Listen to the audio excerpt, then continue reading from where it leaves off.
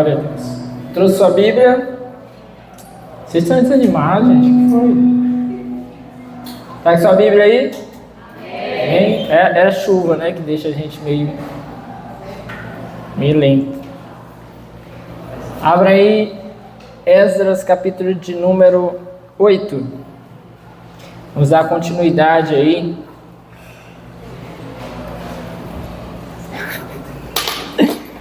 Esdras, capítulo de número 8. Bem pertinho aí já do final.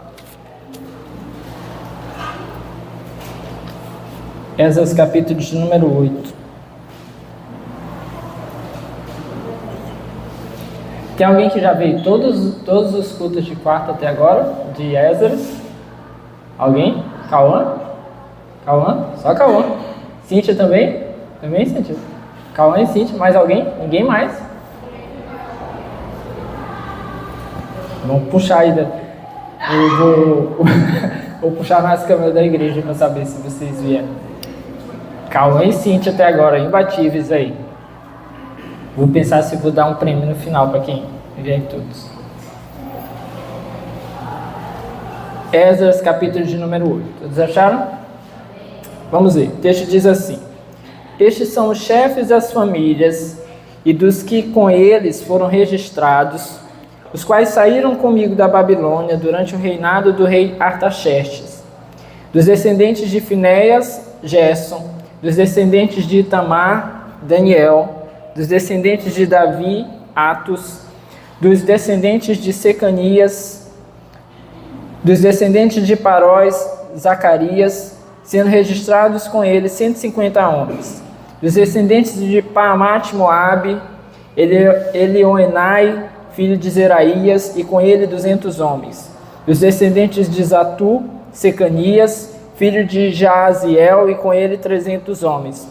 Dos descendentes de Adim, Ebed, filho de Jonatas, e com ele 50 homens. Dos descendentes de Elão, Jesaías, filho de Atalias, e com ele 70 homens. Dos descendentes de Cefatias, Zebadias, filho de Micael, e com ele 80 homens. Dos descendentes de Joabe, Obadias, filho de Jeiel, e com ele 218 homens. Dos descendentes de Bani, Selomite, filho de Josifias, e com ele 160 homens. Dos descendentes de Bebai, Zacarias, filho de Bebai, e com ele 28 homens. Dos descendentes de Asgad, Joanã, filho de Acatã, e com ele 110 homens. Dos descendentes de Adonicão, os últimos que chegaram, Elifelete, Jeiel e Semaías, e com eles 60 homens. Dos descendentes de Bigvai, Utai e Zabud, e com eles 70 homens. Eu os reuni junto ao canal que corre para a Ava, e acampamos ali por 3 dias.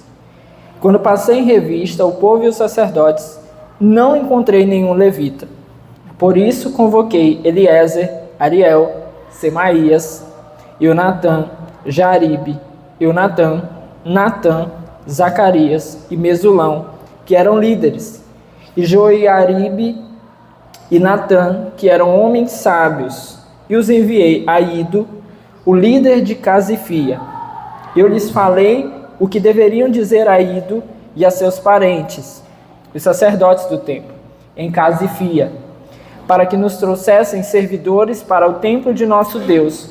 Como a bondosa mão de Deus estava sobre nós, eles nos trouxeram Serebias, homem capaz, dentre os descendentes de Mali, filho de Levi, neto de Israel, e os filhos e irmãos de Serebias, 18 homens. E também Asabias, acompanhado de Jesaías, dentre os descendentes de Merari, e seus irmãos e filhos, 20 homens. Trouxeram ainda 220 dos servidores do templo, um grupo que Davi e os seus oficiais tinham formado para ajudar os levitas. Todos eles tinham seus nomes registrados. Ali, junto ao canal de Aava, proclamei jejum para que nos humilhássemos diante do nosso Deus e lhe pedíssemos uma viagem segura para nós e nossos filhos, com todos os nossos bens, Tive vergonha de pedir soldados e cavaleiros ao rei, para nos protegerem dos inimigos na estrada, pois lhe tínhamos dito: a mão bondosa de nosso Deus está sobre todos os que o buscam, mas o seu poder e a sua ira são contra todos os que o abandonam. Por isso jejuamos e suplicamos essa bênção ao nosso Deus, e ele nos atendeu. Versículo 24. Depois separei 12 dos principais sacerdotes, a saber, Serebias, Asabias e 10 dos seus irmãos, e pesei diante deles a oferta de prata e de ouro e os utensílios que o rei, seus conselheiros, seus oficiais e todo Israel ali presente tinham doado para a casa do nosso Deus. Pesei e entreguei-lhes 22.750 quilos de prata, 3 toneladas e meia de utensílios de prata, 3 toneladas e meia de ouro, 20 tigelas de ouro pesando 8,5 quilos, e 2 utensílios finos de bronze polido, tão valiosos como se fossem de ouro. E eu lhes disse: tanto vocês como estes utensílios estão consagrados ao Senhor. A prata e o ouro são uma oferta voluntária ao Senhor, o Deus dos seus antepassados. Guardem-nos bem até que os pesem nas salas do templo do Senhor em Jerusalém, diante dos sacerdotes principais, dos levitas e dos chefes das famílias de Israel. Então os sacerdotes e os levitas receberam a prata, o ouro e os utensílios sagrados, depois de pesados, para levá-los a Jerusalém, ao templo do nosso Deus. No 12º dia do primeiro mês, nós partimos do canal de Ahava e fomos para Jerusalém. A mão do nosso Deus esteve sobre nós, e ele nos protegeu do ataque de inimigos e assaltantes pelo caminho. Assim chegamos a Jerusalém e ficamos descansando 3 dias. No 4º dia, no templo do nosso Deus, pesamos a prata, o ouro e os utensílios sagrados, e os demos a Meremote, filho do sacerdote Urias.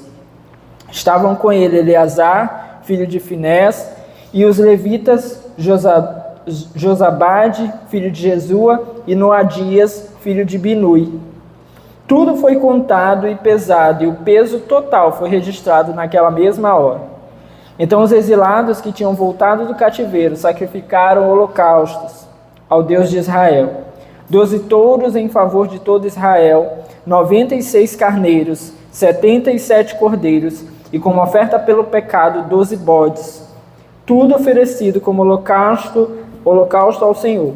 Eles também entregaram as ordens do rei aos sátrapas e aos governadores do território a oeste do Eufrates, e ajudaram o povo na obra do templo de Deus. Vamos orar? Senhor, essa é a tua palavra e nós nos colocamos aqui em tua presença nessa hora, pedindo ao Senhor da tua graça, direção, favor sobre as nossas vidas, para que em nome de Jesus nós sejamos fortalecidos, acrescidos da tua doce presença e levados a compreender a tua palavra, a tua santa vontade, ministrada aos corações de cada um de nós aqui nessa noite. Pai amado, tu que sonda e conhece os nossos corações, fala no íntimo do nosso ser, trata com cada um de nós. O Senhor sabe como cada um de nós chegou aqui, sabe do que nós precisamos, sabe que o nosso coração clama e sabe do que o nosso coração foge também. Então fala conosco, Senhor, de uma forma genuína, como só o Senhor sabe falar, e move o nosso ser, o nosso entendimento, nos leva, Senhor, ao arrependimento e à mudança, Senhor, e transformação que é necessária a cada um dos teus filhos. Pai amado, nós oramos e repreendemos tudo que não presta, que não vem de ti. Todo pensamento ruim, todo medo, toda apreensão, ansiedade, dor e toda preocupação com as coisas lá fora.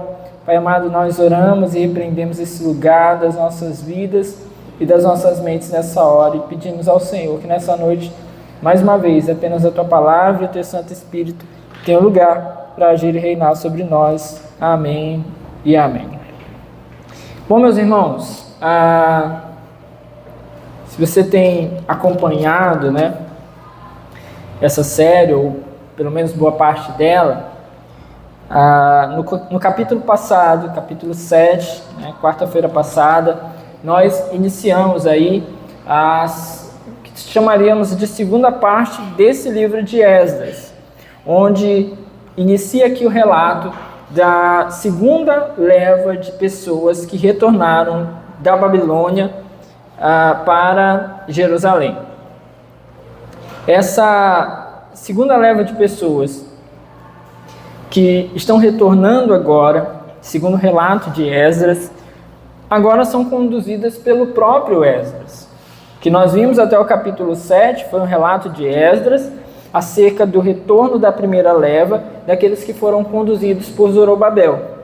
Agora, essa segunda leva de pessoas é um relato de Esdras sobre aqueles que foram conduzidos por ele mesmo, Esdras, que nós vimos aí no capítulo de número 7, depois se você quiser recapitular, fala lá nos primeiros versículos, né, quem era Esdras, e o texto nos diz que ele era um escriba que veio da Babilônia. Nós vimos também que ele era um judeu, porém um judeu nascido na Babilônia. Pelo tempo que o povo passou no cativeiro, muitas pessoas acabaram nascendo ali no cativeiro, e Esdras é uma dessas pessoas. Mas era um homem temente a Deus, muito temente a Deus, muito temente à palavra do Senhor, e nós vimos tudo isso, e está aí talvez o texto central, no capítulo 7, versículo 10, o texto central desse livro, que diz: pois Esdras tinha decidido dedicar-se a estudar a lei do Senhor, praticá-la e a ensinar os seus decretos e mandamentos aos israelitas. Então Esdras era alguém que amava a palavra de Deus, amava ao Senhor, amava comunicar essa palavra, ensinar as pessoas, e também amava praticar isso. E agora ele está sendo usado por Deus para conduzir as pessoas a esse retorno. E nós vimos também no capítulo de número 7, que semelhante àquilo que nós vimos nos primeiros capítulos, há uma ordem aqui de um rei pagão. Nos primeiros capítulos, né, lá no capítulo 1, nós vimos que Ciro foi o rei que ordenou o retorno do povo de Israel. Agora que ordena é o rei Artaxerxes, é aquele que ordena o retorno do povo, e não apenas ordena o retorno do povo, mas ele ordena também que tudo fosse feito de tal forma que se contribuísse para esse retorno. Então o povo recebeu aí desde auxílio, recursos, até várias ofertas ali para serem levadas ao templo do Senhor, que já havia sido reconstruído a essa altura lá em Jerusalém. Bom, enquanto o capítulo de número 7 é um relato um pouco mais abrangente acerca disso, né, como se Esdras colocasse aqui de uma forma resumida o que aconteceu, e depois ele passa a tratar acerca da carta que ele recebeu do rei Artaxerxes. Agora, o capítulo de número 8 nos dá uma narrativa mais particular dessa jornada de Esdras da Babilônia até Jerusalém. O capítulo anterior, um relato mais aberto, muito rápido, e agora Esdras vai trazer um relato mais detalhado, uma narrativa daquilo que realmente aconteceu. Então aqui a gente vai ter uma percepção melhor, não apenas desse retorno de Esdras, com essa comitiva que vai com ele, mas termos uma ideia também do que foi o retorno da primeira leva lá com Zorobabel, que a gente não teve muita noção disso quando foi relatado acerca desse retorno lá nos primeiros capítulos. Então isso a gente vai perceber aqui, mas principalmente, meus irmãos, essa noite nós vamos perceber o quanto é importante nós vivermos uma vida dedicada ao Senhor. E quando a gente fala de vida dedicada ao Senhor, a gente está falando aqui de uma vida realmente colocada diante do Senhor para que Ele tome a condução.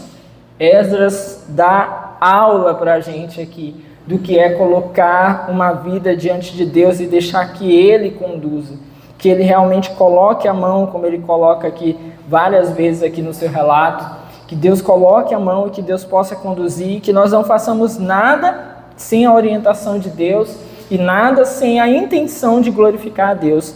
Esdras vai nos ensinar muito acerca disso aqui nessa noite. Bom, o primeiro ponto aí é justamente o relato acerca dessa comitiva que subiu a Jerusalém junto com Esdras. Versículo 1 até o versículo de número 20 está se tratando acerca disso, essas pessoas que estiveram com Esdras. Bom, Tendo recebido a ordem do rei Artaxerxes, Esdras então foi em busca dos voluntários para esse trabalho. Nós vimos a carta, ele tem que voltar, tem que levar os recursos para Jerusalém e especialmente para o templo, e agora Esdras precisa então de pessoas para participar com ele desse trabalho. Ele então vai atrás dessas pessoas. O templo já está reconstruído, o serviço do templo lá em Jerusalém foi retomado. E aí, meus irmãos, nós podemos imaginar aqui que, diante de tantas benesses aqui do rei Artaxerxes, diante dessa possibilidade de voltar para a sua terra, onde o templo já foi reconstruído, diante de um líder aqui, Esdras, que tudo indica que era um bom líder, temente a Deus, nós vamos então imaginar que talvez pessoas não se negassem a ir nessa viagem, que as circunstâncias aqui apontam para uma possibilidade muito grande que todos agora, judeus, desejassem então ir até Jerusalém. Mas o que acontece é que justamente muitos judeus acabaram ficando para trás. Por mais incrível que pareça, muitos tomaram essa decisão de ficar para trás. Provavelmente porque eles achavam que estavam muito bem ali. Assim como Esdras, muitos judeus haviam nascido na Babilônia nesse período. E agora muitos deles que não conheciam Jerusalém, que não sentiam de alguma forma saudade de Jerusalém, muitos deles certamente estavam sentindo ali à vontade. Sentiam que talvez a viagem até Jerusalém pudesse trazer muitos riscos a eles. E de alguma forma, eles provavelmente consideravam que o bem-estar físico deles era superior, ou a necessidade de um bem-estar físico e material deles era superior à necessidade que eles tinham de alguma forma a fortalecer essa fé que professavam. E isso seria fortalecido se eles voltassem a Jerusalém. Mas eles começaram a considerar talvez que era muito mais importante o bem-estar deles mesmos do que estar ali vivendo de alguma forma para o Senhor. Como isso é muito real, meus irmãos? Muitas vezes a gente acaba considerando que o nosso bem-estar é superior à nossa vida com Deus. Perceba, por exemplo, que muitas das nossas decisões de vida são tomadas em cima da nossa necessidade de bem-estar. Quantos aqui considerariam, por exemplo, que é uma bênção ser promovido? Opa, deram sorrisinhos aí, ó. Cantinho de boca, opa, recebo, pai. Quantos considerariam que seria muito bom ir para uma outra cidade com um emprego muito melhor, né, ganhando bem mais, uma estabilidade de vida? Ó, o pessoal aí, braços abertos, cheios de alegria. Quantos considerariam que seria uma bênção se a mesma coisa acontecesse com o pastor? Tchau, gente, estou indo embora, fui promovido e agora eu vou para o Acre. Tchau. O Acre deve ser legal, gente. Não sei, depois eu vou pesquisar. Sabia que eu tenho essa possibilidade, assim, é muito fácil, assim, na minha empresa, assim, dizer assim, quero ir para outro lugar. Toda hora aparece vaga pipocando, assim, lá. O dia que eu quiser dar tchau para vocês, senão vocês me irritarem também, vou embora, tô brincando. Mas perceba como é mais difícil a gente considerar isso, porque a gente pensa logo assim, não, o pastor é um ofício santo, né, sagrado, que é isso, pastor? O senhor não pode levar a sua vida dessa forma assim. Imagine se eu fosse só pastor e dissesse assim, meus irmãos, estou indo embora, tá? Uma igreja lá dos Estados Unidos me ofereceu agora salário em dólar e vai me pagar para pastorear eles lá em Orlando, tá? Então, tchau, tô indo porque... Que bênção, né? Fui promovido, né? E vocês vão dizer, não, pastor, que é isso? Não pode, assim, que homem carnal, não pode levar a sua vida assim. Mas percebam, meus irmãos, como a gente acaba fazendo muitas vezes, a nossa vida dessa maneira. A gente considera assim, olha, um bom emprego, ainda que eu mude de bairro, de cidade, que eu vá para um lugar que eu nem sei se vai ter uma igreja bíblica para eu frequentar, que se lá vai ter um lugar onde eu possa conduzir a minha família, os meus filhos, orientados nos caminhos do Senhor, isso não é um problema, porque já é bênção ir atrás do recurso material. Então a gente não pode julgar esses caras aqui, porque muitos de nós acabamos vivendo a nossa vida dessa maneira.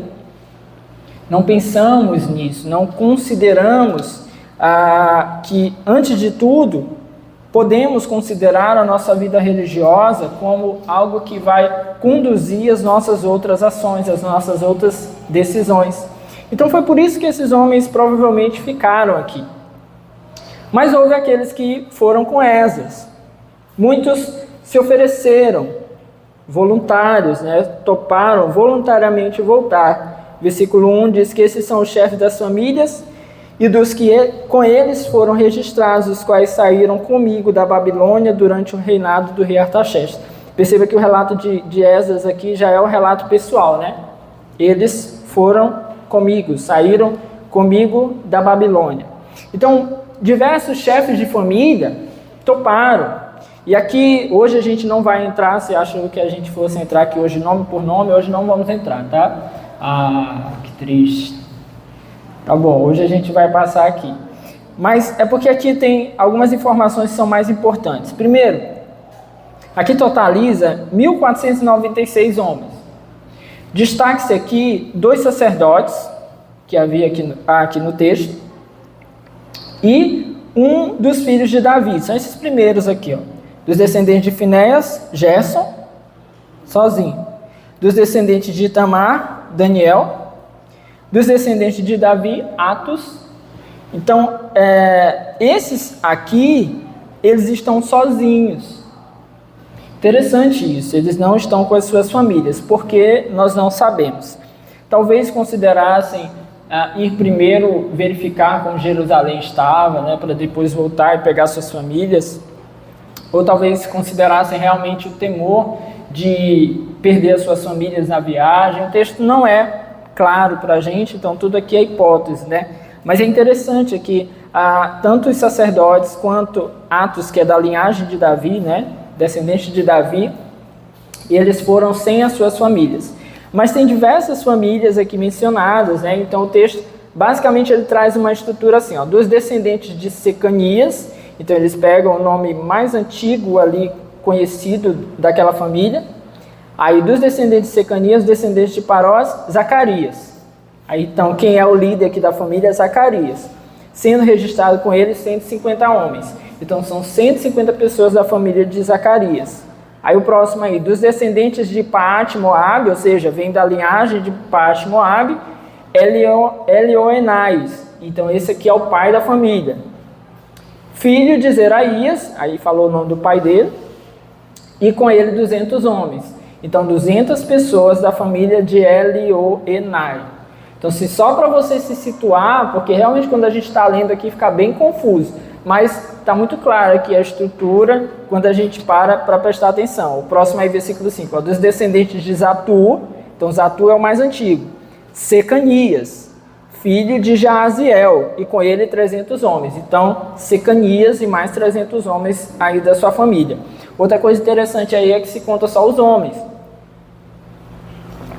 Então, certamente aí além desses 1.400 e tanto, mais um rodo de gente aí, contando aí as mulheres e as crianças que certamente estavam aí no meio do povo.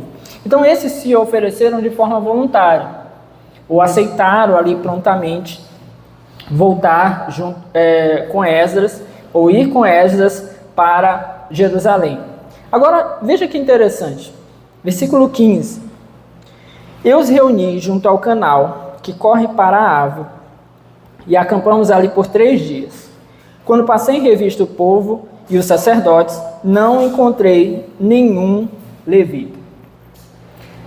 O que Esdras fez? Esdras convoca o povo, aí os reúne, o texto diz, junto ao canal que corre para a Ava. Então eles foi para um lugar aberto, para contar as pessoas e acamparam ali por 3 dias, para esperar quem estava atrasado, para esperar quem ainda estava se organizando e para passar a revista ali, para saber exatamente se estavam todas as pessoas que haviam dado o nome. Outra coisa que é interessante aqui é que naquela primeira lista de Zorobabel, tem alguns nomes que se repetem aqui. E eu lembro de ter falado isso para vocês. É provável que algumas daquelas pessoas ou daquelas famílias que se voluntariaram naquela primeira leva tenham desistido depois. E por isso estão agora com o nome aqui. E aí também N motivos aí que podem ser, por exemplo, não acreditavam na reconstrução do templo e agora o templo foi reconstruído e agora eles topam voltar. Então, gente, isso aqui tem muito de nós, sabe? Esse coração que fica titubeando, que tem medo, que nem sempre confia em Deus. Então, esses relatos aqui sobre essas pessoas, se a gente for olhando cada coisinha aqui a fundo, fala muito assim da gente, assim, da nossa limitação humana. Essa aqui é a verdade.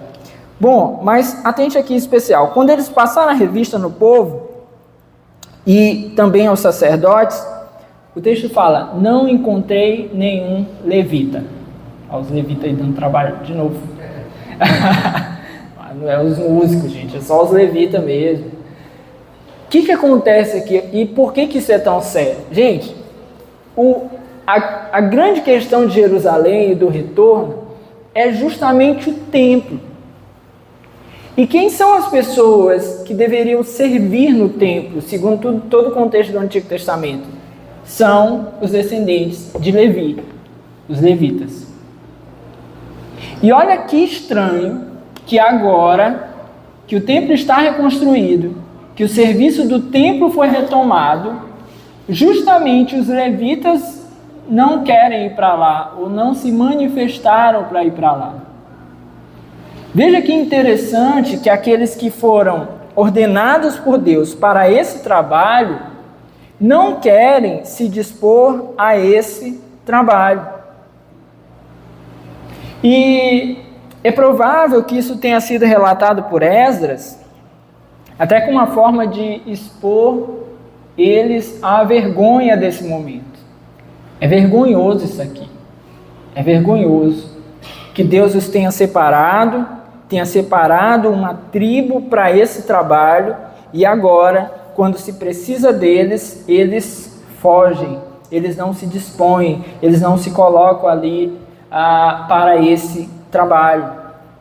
Ainda que houvesse na Babilônia alguns pontos onde eles manifestassem a sua fé, e nós já vimos isso, né, nos outros capítulos, com certeza não era igual ao templo. Ainda que eles pudessem encontrar em espécies de sinagogas ali, nada era igual ao templo em Jerusalém.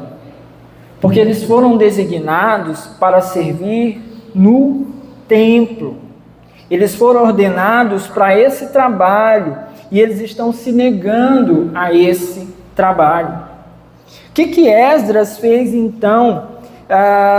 É provável, meus irmãos, que Esdras nesse momento aqui tenha ficado aqui até abatido um pouco, desconsolado. Pô, como assim?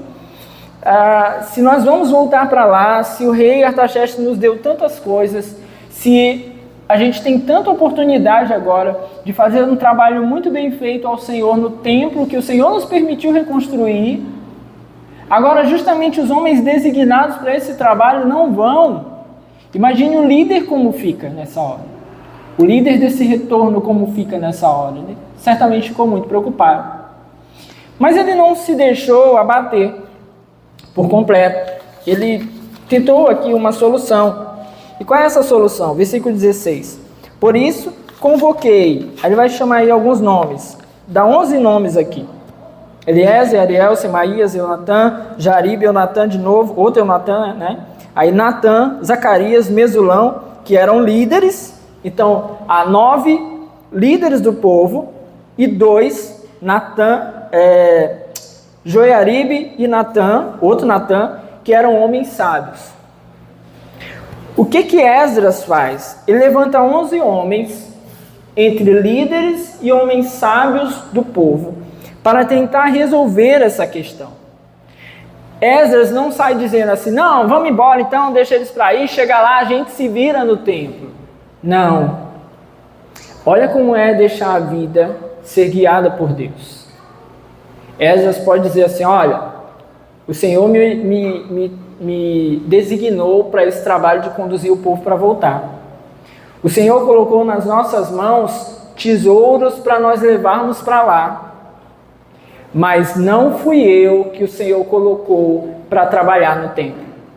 Não fui eu a quem o Senhor deu essa ordem de trabalhar no templo. O Senhor levantou essas pessoas para trabalhar no templo. Pensar nisso é muito importante. Porque muitas vezes a gente vai tentar dar jeitinho nas coisas de Deus. Dizendo assim, não, então eu posso resolver, ou então o outro pode resolver, ou então pode ser de qualquer forma. Não pode ser qualquer forma. Deus tem a sua forma.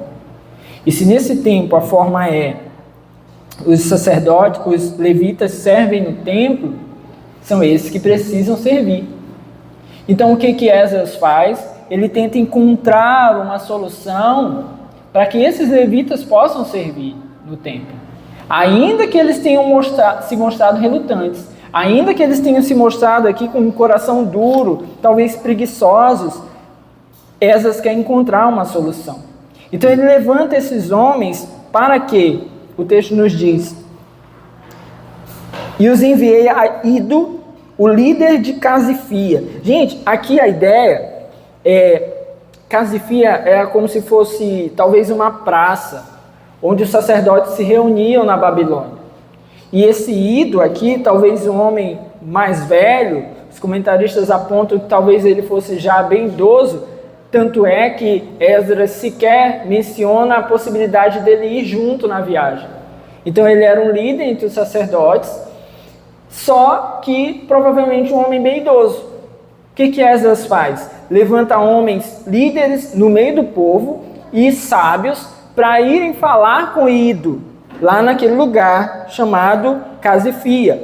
Aí diz aí o texto, versículo 17, eu lhes falei o que deveria dizer a Ido e seus parentes, os servidores do templo em Casifia, para que nos trouxessem servidores para o templo de nosso Deus.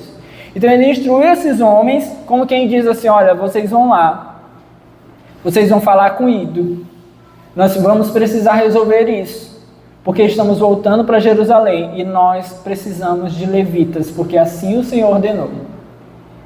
O Senhor desejou, ordenou e separou uma tribo para cuidar das coisas do templo. Agora vocês vão lá e vocês vão falar com o líder deles e eles precisam vir. Então ele foi tratar a situação. Era uma situação difícil, complicada, mas ele não se esquivou dela. Às vezes a gente, por achar que as situações são complicadas, a gente se esquiva de fazer as coisas da maneira de Deus.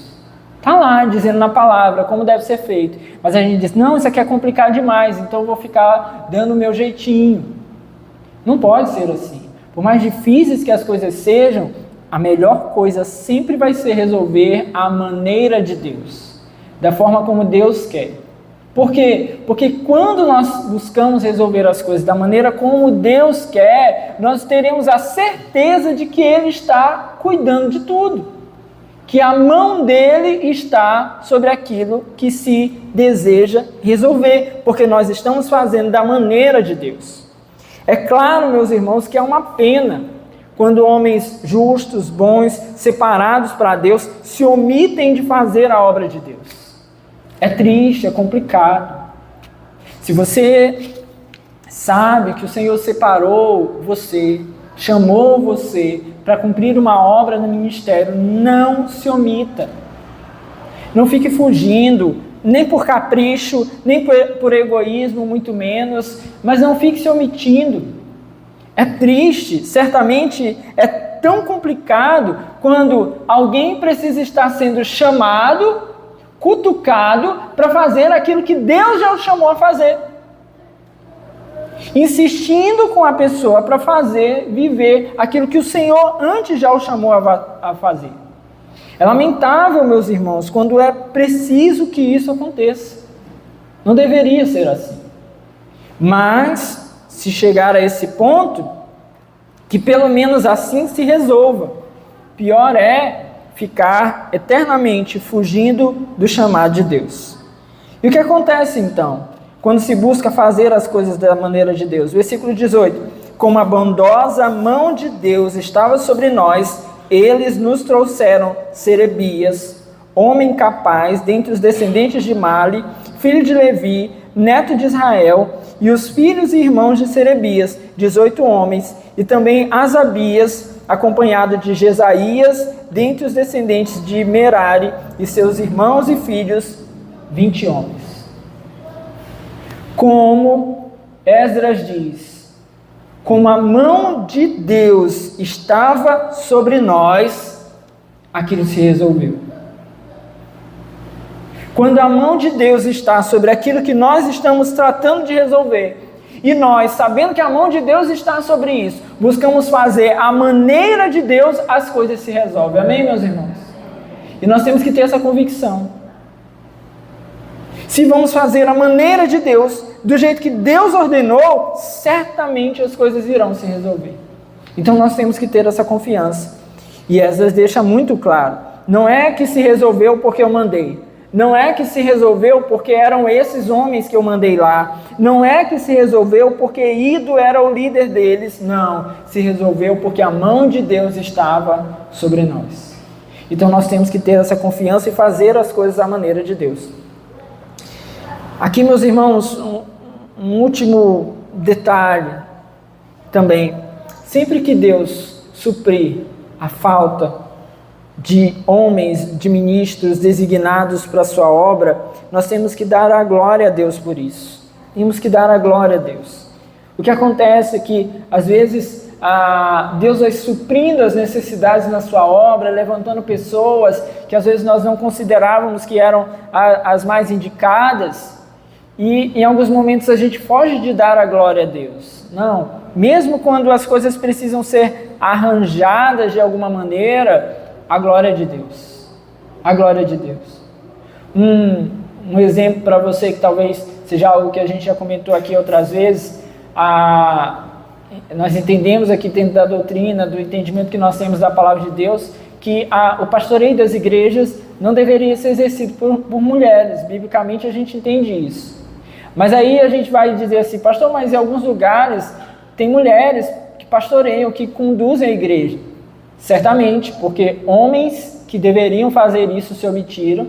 Deus, por sua misericórdia, sustenta mulheres que não deveriam estar fazendo isso, para que consigam suprir aquela necessidade. Não é o que deveria ser, não é a melhor forma como Deus designou, mas Deus, por alguma forma graciosa, vai e sustenta mulheres que vivem certamente embates. Imagine, meus irmãos, uma mulher que tem seus filhos, que tem o seu esposo, que tem a sua casa para lidar, muitas das vezes trabalham fora também, de repente pastoreando uma igreja. O tanto de treta, de confusão, de problema que uma igreja tem. Eu vi um pastor uma vez escrevendo sobre isso, ele falou assim, gente, eu tenho pena de mulheres que precisam pastorear uma igreja de homens omissos. Porque a mulher, já com tantas coisas para lidar, que Deus colocou nas suas mãos, tem que cuidar de uma igreja de homens omissos, que fogem da responsabilidade. A começar pelo marido dessa mulher. A começar por esse marido. Que a mulher precisa pastorear até ele, quando ele deveria pastorear a casa. Então, Deus, de uma forma graciosa, faz isso. Ele fez isso aqui mais uma vez. Versículo de número 20, diz assim, trouxeram ainda 220 dos servidores do templo, um grupo que Davi e os seus oficiais tinham formado para ajudar os levitas. Todos eles tinham seus nomes registrados. Aqui também o texto nos aponta algo interessante. É provável que nem todos os levitas tenham ido. Então, desses aqui que foram, muitos talvez ficaram, que poderiam ter ido servir no templo em Jerusalém e continuaram se omitindo. Não, a gente não sai daqui por nada. Então, levou-se alguns, Mas o texto agora nos diz, e aqui pelo número dá para a gente ter ideia até da proporção de levitas que deixaram de ir. O texto nos diz que trouxeram ainda 220 dos servidores do templo. Esses servidores do templo aqui, meus irmãos, não são os levitas propriamente ditos. É como se fossem auxiliares. Mas na ausência dos levitas, foi necessário que se levantassem vários auxiliares para ajudar no templo. Não era a mesma coisa, não eram eles que tinham sido designados. Olha o que o texto diz: um grupo que Davi e os seus oficiais tinham formado para ajudar os levitas. Mas Deus, por sua graça, os coloca aqui nesse lugar, e o texto conclui dizendo: todos eles tinham seus nomes registrados. A ideia aqui é que eles foram honrados de ter os seus nomes registrados dentre aqueles que tiveram a coragem de voltar para Jerusalém para ajudar nos trabalhos da cidade e do templo. Acabaram sendo honrados na falta daqueles que haviam sido designados. Então aqui há algumas circunstâncias. Mais uma vez, aqueles que foram chamados, designados, não devem fugir daquilo que o Senhor chamou. Agora, na ausência desses, Deus, por sua graça, levanta alguns que não deveriam ter esse papel, mas para suprir na sua obra, Deus honra pessoas para poder de alguma forma auxiliar nesse trabalho. E a esses que precisam suprir a necessidade daqueles que têm faltado, glória a Deus pela vida deles também, porque o Senhor os tem chamado, os seus nomes estão registrados, amém? Louvado seja o Senhor. E aqui, meus irmãos, encerra essa parte referente a essa comitiva. Tendo formado a comitiva, e agora, estando Esdras com os levitas que ele entendeu que precisava, com os auxiliares ali que vão ajudar nesse trabalho, mesmo tendo conseguido a companhia desses levitas, entenda, de nada isso valeria se Deus não estivesse com Esdras e com o povo. De nada adianta ter o melhor pastor, o melhor pregador, os melhores trabalhadores, se Deus não estiver na obra. Se Deus não estiver no trabalho, se Deus não estiver conduzindo, de nada vale. De nada vale a melhor estrutura se Deus não estiver no trabalho. De nada vale os melhores eventos, os melhores músicos, instrumentos, a melhor estrutura. De nada vale, meus irmãos, se Deus não estiver no trabalho. E Esdras sabia exatamente disso. E o que ele fez? Ele tendo conseguido então esses levitas, agora ele vai parar o povo. E antes de iniciar, olha o que o texto diz, versículo 21. Ali, junto ao canal de Aava, ou seja, eles já nem começaram a caminhar, proclamei jejum para que nos humilhássemos diante do nosso Deus e lhe pedíssemos uma viagem segura para nós e nossos filhos com todos os nossos bens. A primeira coisa que Esdras vai fazer, tendo levantado as pessoas ali, é se colocar diante de Deus para contar com o cuidado do Senhor. O rei havia depositado a confiança em Esdras, mas Esdras diz: mas a minha confiança está no meu Deus. Ainda que os homens depositem a confiança nos homens, homens devem confiar em Deus. Ainda que alguém olhe para você e diga assim: olha, você é muito bom, vai lá, vai dar certo, esse é o nosso papel humano. Mas quando chega em nós, a gente tem que dizer: Senhor, ainda que a igreja confie em mim, ainda que os irmãos confiem em mim, ainda que meu grupo confie em mim, Senhor, eu só confio em Ti. E eu preciso então dobrar o meu coração diante do Senhor. E foi isso então que Esdras fez e conclamou isso junto com o povo. E proclamou ali então um jejum junto com o povo. Porque os servos de Deus contam com o poder de Deus. Esdras cria no poder da oração, e ele fazia isso ali com a sua vida, confessava isso com a sua boca. Domingo nós estávamos aqui, falávamos sobre oração e falávamos sobre jejum. E agora perceba Esdras aqui colocando isso na prática para nós. deixando isso aqui como algo a ser declarado para nós, assim, como uma prática de vida real. Ele está indo aqui para algo como se fosse um campo de batalha. Nós vamos ver mais à frente que o caminho era perigoso. Haviam povos inimigos também no caminho. Eles poderiam sofrer emboscadas. O tanto de riqueza que eles estavam levando aqui podia fazer com que eles fossem assaltados no meio do caminho, sofressem investidas ali de outros povos, ainda que eles fossem muitas pessoas, porque o tamanho da riqueza é muito grande. Então, ele vai se colocar ali diante de Deus. Como é que é feito isso aqui na ordem? Primeiro, ele apregou o jejum. E o jejum nós falávamos no domingo, olha, jejum não é algo simplesmente por um propósito. O propósito primário do jejum é se aproximar de Deus.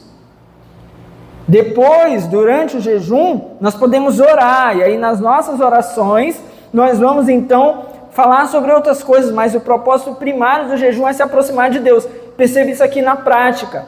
Proclamei o jejum para que nos humilhássemos diante do nosso Deus. A primeira coisa.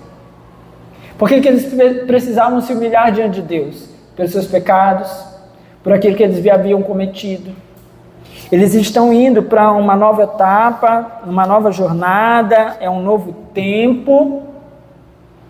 Aquela expectativa de algo muito bom, mas eles não podem esquecer, somos pecadores. E a gente tem que ter essa consciência. Olha, não é porque portas estão se abrindo, algo novo está se mostrando, o tempo bom ali está aparecendo para mim, que eu esqueço agora que eu sou um pecador. Não. Precisamos nos aproximar de Deus. E eles foram então se humilhar diante de Deus, justamente reconhecendo seus pecados, reconhecendo a dureza dos seus corações. E por isso eles estão agora diante de Deus no primeiro lugar, se humilhando. Então o jejum ele nos leva para próximo de Deus e nos mostra quem nós somos. Fracas, falíveis, pecadoras, e nós devemos nos apresentar diante de Deus então pedindo perdão.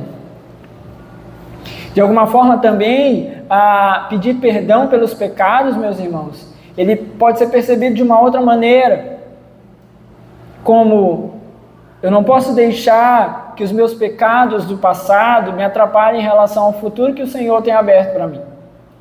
Então, se o Senhor tem me chamado a um futuro, eu preciso romper com os pecados do passado, e romper de tal forma que entendo que sou perdoado, e não desejo mais viver esses pecados.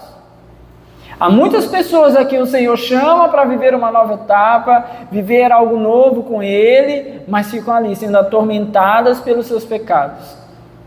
Deus já perdoou, Deus já chamou a um novo momento da vida, e a pessoa fica ali, ela procurando ali se atormentar com os seus pecados. Então o arrependimento, ele precisa ter essas duas facetas. Uma, estou diante de Deus, confessando os meus pecados, sabendo que eu sou. Mas ao mesmo tempo, estou rompendo com isso que ficou no passado, para que eu possa viver aquilo que o Senhor tem verdadeiramente para mim, debaixo do seu cuidado, debaixo da sua poderosa mão. Isso é necessário para nós. Amém, meus irmãos? Vocês entenderam isso? Então, Esdras cumpre aqui com o jejum, com esse momento, esses dois aspectos aqui, se humilhando diante de Deus. A outra coisa aqui que é feita, Esdras estimula aqui súplicas diante de Deus, pedidos diante de Deus.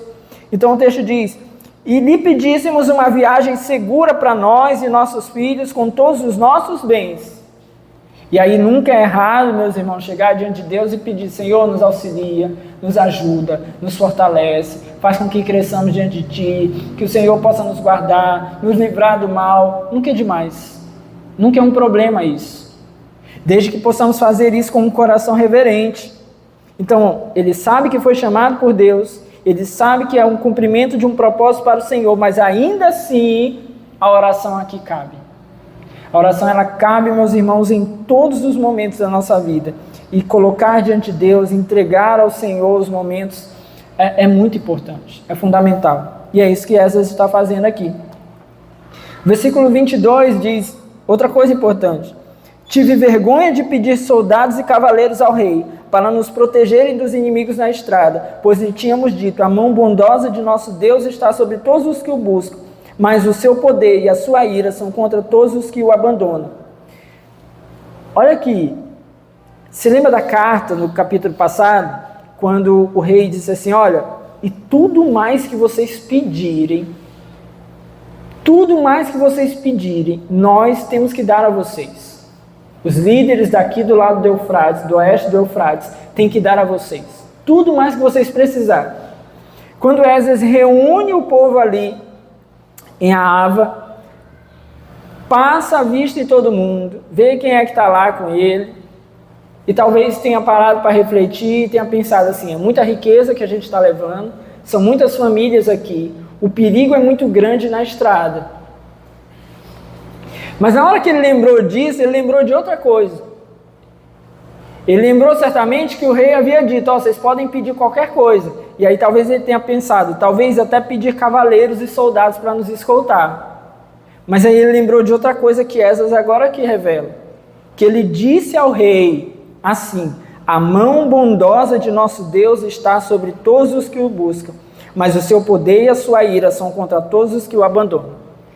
Esdras, para glorificar a Deus, chegou diante do rei e disse assim, rei, não se preocupe não, que quem está com Deus está tudo bem, Deus vai proteger a gente, mal é quem não está com Deus, esse aí está ferrado.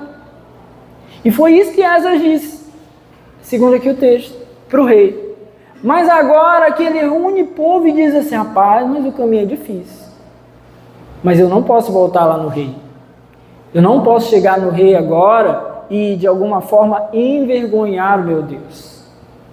Talvez você diga assim, mas faltou sabedoria a Esdras, talvez ele ficasse calado. Meus irmãos, aqui mais importa o fato de que Esdras deseja honrar a Deus. Honrar a Deus com a palavra que ele deu e a confiança que ele vai demonstrar agora em Deus. Às vezes acontece da gente dizer assim, não, mas eu confio em Deus. Aí na hora que o bicho pega, a gente, mas deixa eu recorrer a isso aqui, porque... Não, o que Esdras fez aqui foi falar assim, eu confio em Deus, mas na hora que o negócio apertou, ele disse assim, eu vou me esquivar disso. Não, eu preciso continuar confiando em Deus. Você entende isso? Às vezes a gente está querendo sair do caminho que a gente disse assim, não, mas eu ia confiar em Deus, aí a gente vai e volta atrás. Às vezes naquela hora de aperto financeiro, a gente disse assim, Senhor, nunca mais vou pegar dinheiro emprestado dos outros, está me dando trabalho esse negócio aqui. Aí, veja muito isso no banco, a pessoa que saiu lá dizendo, nunca mais eu pego o empréstimo, aí volta lá, na outra semana está lá de novo. Só que a gente crente é ruim fazer isso também. A gente diz assim, Senhor, eu vou me organizar agora, vai ter tudo certinho aqui, minhas continhas aqui, eu vou pagar, vou comprar só o que der mesmo, e aí eu vou confiar no Senhor, o Senhor que vai dar a provisão. No primeiro aperto, a gente está lá voltando, e Deus está dizendo, oxi, você não disse que confiava em mim? Exatamente o que está acontecendo aqui, só que essa está fazendo é ser fiel. Não, se eu disse para o rei que Deus ia proteger a gente, Deus vai proteger a gente, eu não vou pedir cavaleiros.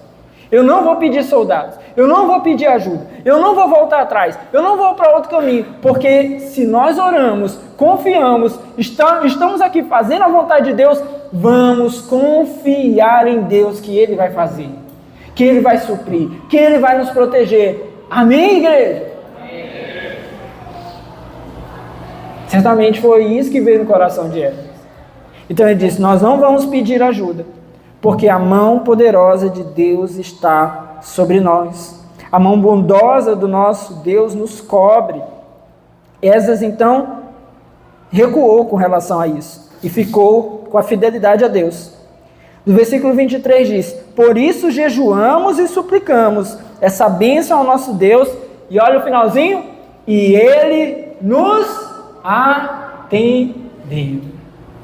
Gente, como é precioso, no fim das contas, a gente descobrir que ter sido fiel a Deus e provar da sua fidelidade é bom demais. Mas aqueles que recuam nunca vão provar isso. Nunca vão provar, porque recuam. Como Esdras iria saber que Deus os protegeria se ele logo chegasse para o rei e pedisse ajuda dos cavaleiros do rei, dos soldados do rei? Se viesse alguém a os atacar, quem os protegeria? Aqueles homens. Então ele não teria como provar a fidelidade de Deus. Mas como ele ficou firme, como o povo ficou firme, e o texto diz, por isso oramos, por isso jejuamos, e no final nós provamos, Deus nos atendeu. Não que Deus seja um servo nosso, atendendo todas as nossas vontades, mas Deus tem prazer em demonstrar o seu poder e a sua fidelidade. E nós temos que ter essa confiança. Se Deus prometeu, Ele é fiel para cumprir. Se temos feito conforme a vontade dEle, possamos então permanecer fazendo a vontade de Deus.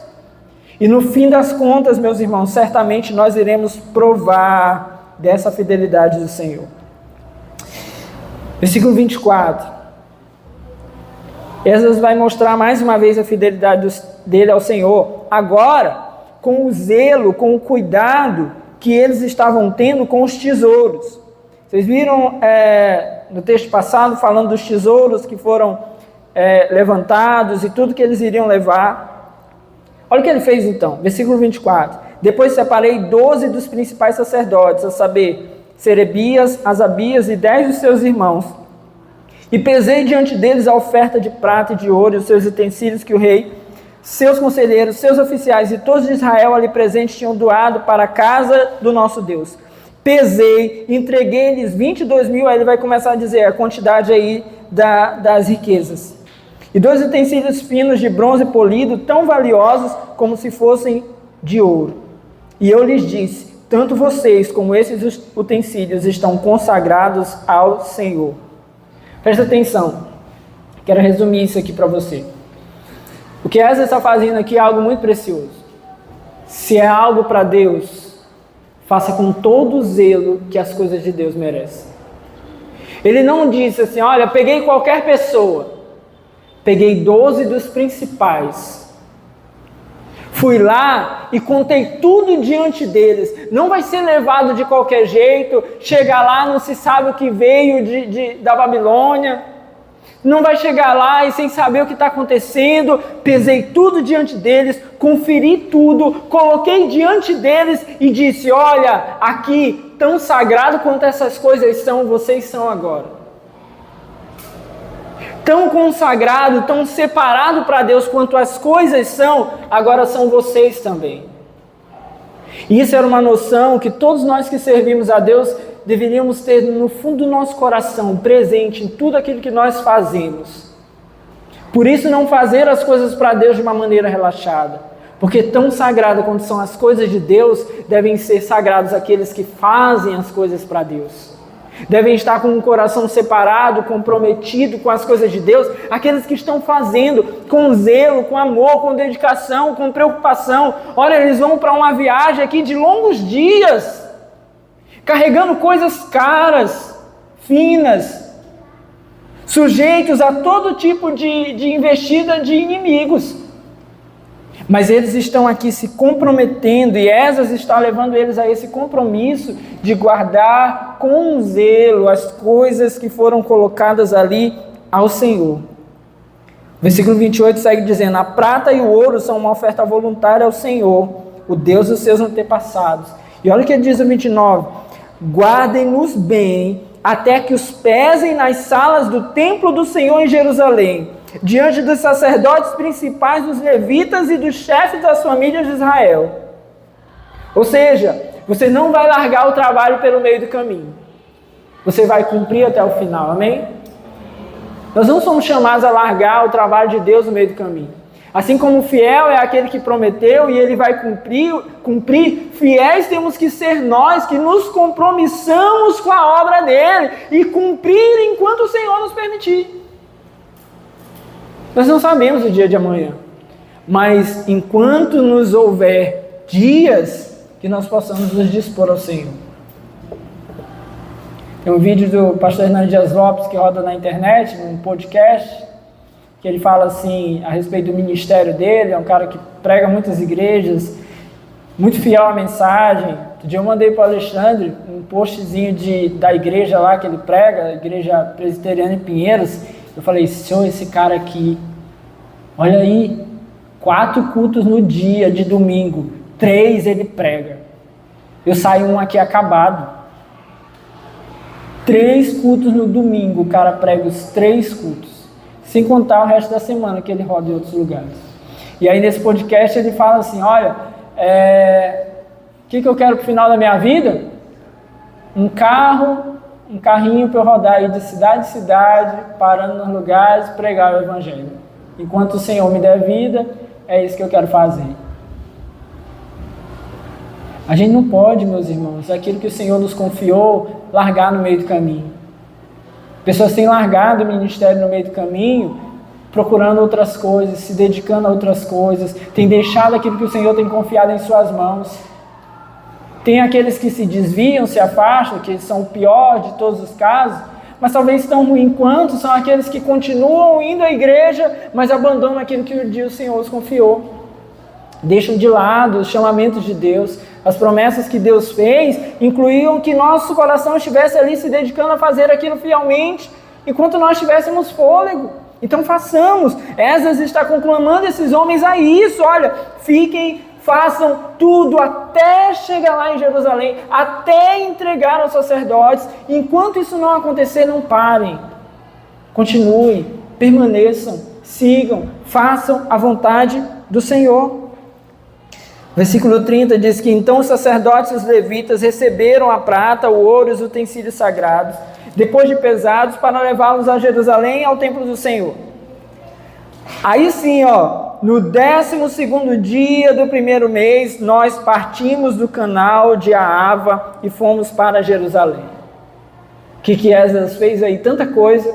Reuniu o povo, contou, viu quem estava, foi atrás dos levitas que estavam faltando, organizou o povo, conclamou um jejum, foi orar, foi buscar a Deus, foi preparar tudo para que as coisas pudessem ser agradáveis a Deus, foi pedir ajuda de Deus, fortalecimento de Deus. Foi lá, separou aquilo que era precioso para levar para o templo, colocou homens responsáveis por aquela obra, os conclamou ali a fazer aquilo da melhor maneira, com toda fidelidade, com todo amor, sendo consagrados ali a isso, se dedicando a isso. Tudo isso Esdras fez antes de dar o primeiro passo em direção a Jerusalém. Às vezes nós queremos fazer as coisas tudo de qualquer jeito e não podemos. Não podemos fazer a coisa de qualquer maneira, meus irmãos. Nós precisamos fazer as melhores coisas para Deus, amém? Por fim, o texto vai nos mostrar o cuidado de Deus por Esdras. E como eles chegaram então com a comitiva em Jerusalém. Versículo 31, segue, né? A mão do nosso Deus esteve sobre nós, e Ele nos protegeu do ataque de inimigos e assaltantes pelo caminho. Olha, a gente falou sobre esse caminho quando falou de Zorobabel, falamos no capítulo passado quando falamos de Esdras, mas agora que Esdras vai revelar, o caminho não era nada fácil. Não era um caminho fácil, não foi uma coisa simples, não foi uma viagem tranquila, mas a mão de Deus estava sobre eles, por isso eles foram protegidos do ataque dos inimigos e dos assaltantes. Quando a mão de Deus está sobre nós, meus irmãos, nós podemos confiar que mesmo nos caminhos difíceis o Senhor nos guarda. Mesmo nos caminhos complicados, aquilo que nós achamos assim, olha, isso aqui é temeroso. Mas nós podemos confiar no Deus, no Deus que nós servimos, quando a mão dele está sobre nós. E diz versículo 32, que assim chegamos a Jerusalém e ficamos descansando 3 dias. Aqui abre-se um parênteses também para algo que é importante também na nossa vida. Tempo de descanso. Todos nós precisamos de um tempo de descanso. Não um descanso ocioso qualquer, mas um descanso em Deus. Sabe por que o descanso é importante, meus irmãos? Porque ele demonstra a nossa impotência. Todos nós, por mais resistentes que sejamos, vamos nos pegar em um momento do dia capotando, cansados, impotentes. Você pode fazer alguma coisa? Às vezes a gente acorda, tem dia que a gente nem consegue acordar com barulho, com alguém chamando a gente, com o despertador tocando. Isso mostra o quanto nós somos impotentes. Mas Deus, Ele não dorme, não descansa, domina sobre todas as coisas. Então o descanso mostra para nós que Deus é soberano, nós não. Que Deus tem poder em todo o tempo, nós não, nós precisamos descansar. O descanso também mostra para nós que não somos nós que fazemos as coisas, é Deus. Porque eles passaram todos esses dias caminhando no deserto, no caminho, e certamente ali o Senhor os foi guardando. Em alguns momentos eles paravam, descansavam no caminho, mas quando terminou a viagem, eles pararam para descansar agora 3 dias. E Deus não parou de ser Deus. E o que era o plano de Deus não deixou de ser o plano de Deus, mas eles, homens humanos, precisaram parar 3 dias. E Deus continua dominando. Então, quando paramos e descansamos, precisamos reconhecer, as coisas não funcionam porque somos nós. Quando o pastor não consegue ir a uma igreja pregar, porque ele agora tem que tirar férias, ele tem que descansar, a igreja continua, porque a igreja é obra de Deus, não é obra do pastor.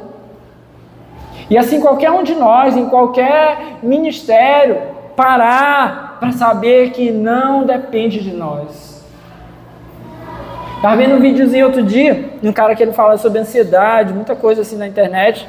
Aí ele estava falando assim, achei engraçado quando ele falou, olha, quando você morrer, 4 semanas depois, poucas pessoas vão lembrar de você.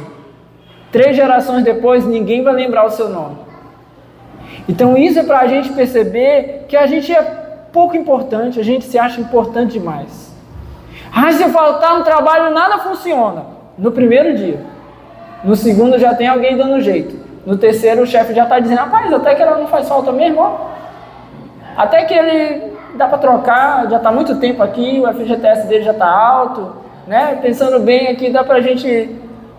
É só o primeiro dia. No segundo dá seu jeito. Então a gente se acha importante demais. 3 dias parados aqui, e no 4º dia, versículo 33, no templo do nosso Deus, pesamos a prata. Olha que eles foram concluir o trabalho não estava concluído. Cheguei em Jerusalém, deixa ali. Não. Não está concluído o trabalho. Vamos concluir o trabalho. Às vezes a gente acha assim, no meio do caminho, diz assim, não, já resolvi. Não. Faça tudo para o Senhor, da melhor forma, conclua, vá até o fim. E aí quando chegou, eles foram contar. No 4º dia, no templo do nosso Deus, pesamos a prata, o ouro, os utensílios sagrados e os demos a Meremote, filho do sacerdote Urias. Estavam com ele Eleazar, filho de Finés, e os levitas Josabade, filho de Jesua, e Noadias, filho de Binui. Tudo foi contado e pesado, e o peso total foi registrado naquela mesma hora. Meus irmãos, coisa maravilhosa. Que coisa maravilhosa vai ser no dia do Senhor, o Senhor olhar para nós e poder dizer assim, servo bom e fiel, foste fiel no pouco, sobre o muito te colocarei. Servo bom e fiel, entra no gozo do teu Senhor, você cumpriu o que tinha que ser feito, o que eu confiei nas tuas mãos tu fez, você foi lá, se dedicou e com todas as lutas e todas as dificuldades, você está aqui diante de mim, entregando aquilo que eu confiei nas tuas mãos, servo bom e fiel. Como será maravilhoso, meus irmãos, poder entrar na presença de Deus, dizendo, Senhor, entreguei. A gente não é perfeito, nunca vamos conseguir fazer as coisas da melhor maneira que elas poderiam ser feitas, mas podemos fazer o nosso máximo todos os dias pelo Senhor. Entregar, principalmente, aqui eu não estou falando só de trabalho, estou falando de uma vida fiel, que ame o Senhor, que se dedique a Ele, que se empenhe na vontade dEle, e no final das contas ser achado por Deus como alguém que, de alguma forma, foi lá e entregou o que Ele nos confiou. Então eles estão aqui agora, justamente entregando, concluindo o trabalho que os foi confiado. E aí, meus irmãos, versículo 35 diz que então os exilados que tinham voltado do cativeiro sacrificaram holocaustos ao Deus de Israel. 12 touros em favor de todo Israel, 96 carneiros, 77 cordeiros, e como oferta pelo pecado 12 bodes, tudo oferecido como holocausto ao Senhor. Eles também entregaram as ordens do rei aos sátrapas e aos governadores do território a oeste do Eufrates e ajudaram o povo na obra do templo de Deus. O que nós vemos aqui é que quando eles chegam e o trabalho é concluído, o que eles fazem mais uma vez é voltar o coração ao Senhor. Sacrifícios, holocaustos. Perceba que o tempo inteiro, com a condução de Esdras, não tem glória para eles. A glória é toda de Deus. É porque o Senhor estava com a mão sobre nós. É porque a doce mão do Senhor estava nos conduzindo. É porque nós paramos aqui para jejuar e para orar diante de Deus, nos colocando aqui diante dele, entregando os nossos corações, e quando tudo termina, está tudo agora concluído, eles conseguem chegar e entregar tudo no templo. Agora, sacrifícios a Deus, porque Deus deve ser glorificado. Começamos glorificando a Deus, caminhamos glorificando a Deus e terminamos glorificando o nosso Deus, assim que tem que ser a nossa vida. Meus irmãos, deem glória a Deus a todo tempo. Deem as suas vidas, demos nossas vidas como glória a Deus, glorificando o nome do Senhor por isso, porque só Ele merece, só Ele é digno. Ele é tão digno que o texto termina dizendo que os sátrapas e os governadores do território a oeste do Eufrates, esses aqui eram os inimigos deles. Diz que agora eles ajudaram o povo na obra do templo de Deus. Porque quando Deus conduz todas as coisas, meus irmãos, no fim das contas, todos os joelhos se dobram diante do nosso Deus. E é nessa confiança que nós estamos. Essa é a nossa fé e essa é a nossa esperança. Amém? Fique de pé no seu lugar em nome de Jesus. Vamos orar.